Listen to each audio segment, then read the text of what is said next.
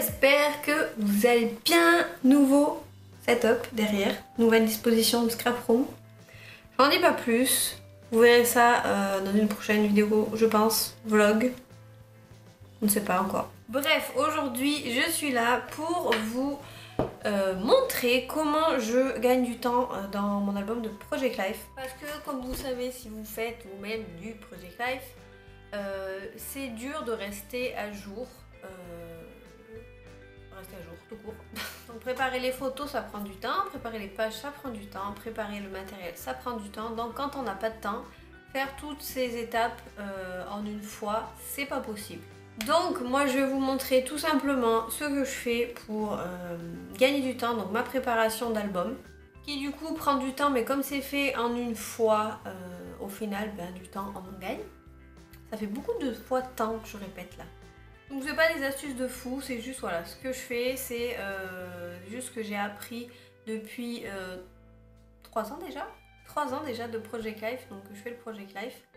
Et j'espère que ça pourra vous aider, donc n'hésitez pas à vous, après avoir visionné cette vidéo, me dire en commentaire ce que vous faites vous pour gagner du temps.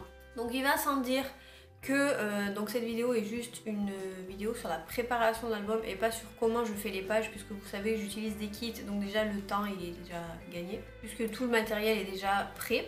Donc voilà, j'ai fini mon petit blabla, donc je vous laisse avec le reste de la vidéo, j'espère que ça vous plaira et je vous dis à très vite. Donc première chose que je fais, c'est de marquer en fait les dates derrière mes photos pour pouvoir en fait pas forcément faire à la semaine, mais faire dans l'ordre chronologique si possible. Je trouve que c'est, pour moi c'est mieux. Après voilà, vous faites comme vous voulez, mais donc du coup ça prend du temps. Et l'autre jour j'ai vu une vidéo d'une américaine qui expliquait comment elle faisait son album, donc c'était un peu le même genre que moi, et ça s'appelait le batch tasking. Donc en gros c'est comme le batch cooking, on va dire, vous faites toutes les tâches d'un coup, les tâches fastidieuses on va dire, et après vous n'avez plus qu'à décorer votre album.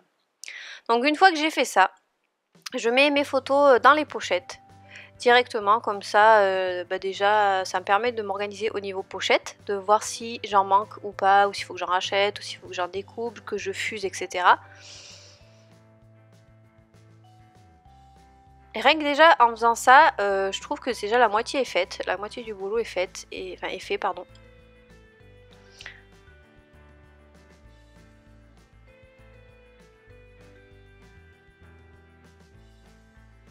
Qui me permet aussi de varier un petit peu les formats et les styles de pochettes, parce que en général j'utilise des pochettes 4 cases, mais des fois comme j'ai des photos plus grandes, je suis obligée de changer, ou j'ai envie de faire des petites photos 2 par 2, donc voilà, je change de pochette.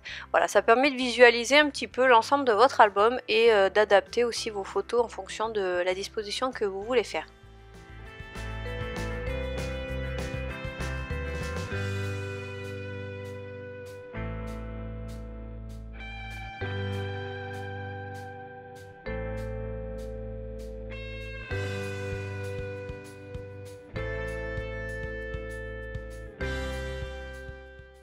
Ce que je fais ensuite, c'est que je remplis avec les cartes ou avec le papier.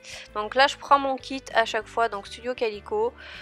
J'essaie d'assortir en fait les photos et les pages ensemble, on va dire.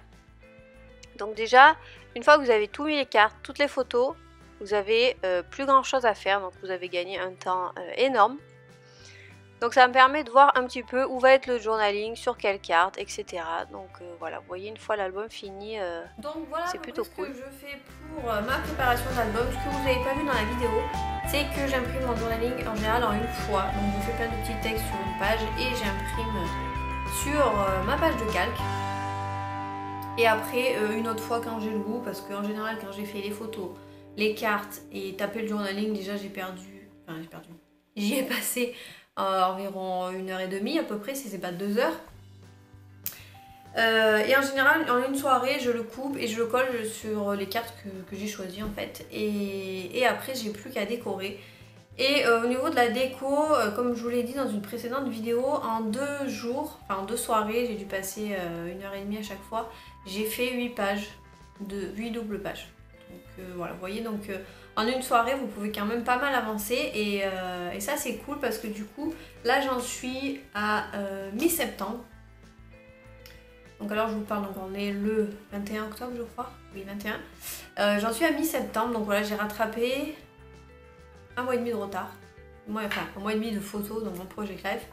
Donc voilà, c'est mes astuces pour gagner du temps. Alors effectivement, quand on le fait étape par étape, ben oui, ça prend du temps, mais dites-vous que quand vous allez vous dire que vous voulez scraper vos pages, vous allez vraiment scraper et faire que ça, que décorer vos photos parce que tout sera prêt et les étapes les plus chiantes en fait seront faites. Donc moi je trouve que c'est quand même une bonne technique. Voilà, on y passe du temps, mais au final, au niveau qualité du scrap, on y gagne.